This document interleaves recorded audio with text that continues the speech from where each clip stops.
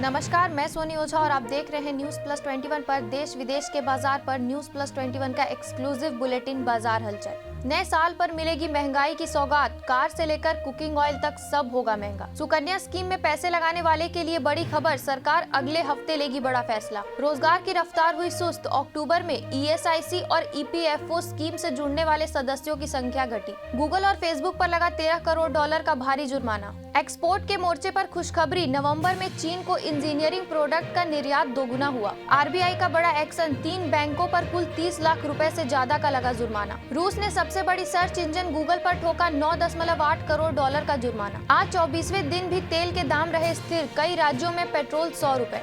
Hero MotoCorp fax wagon जनवरी में बढ़ाएगी वाहनों के दाम। 4.20 करोड़ लोगों ने जमा किया आयकर रिटर्न। 31 दिसंबर है ITR भरने की अंतिम तिथि। ऐसे ही देश विदेश के बाजारों से अपडेट रहने के लिए हमारे चैनल को लाइक और सब्सक्राइब करना ना भूलें।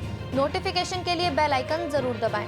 देखते रहिए न्यूज प्लस 21, आपके हक की बात।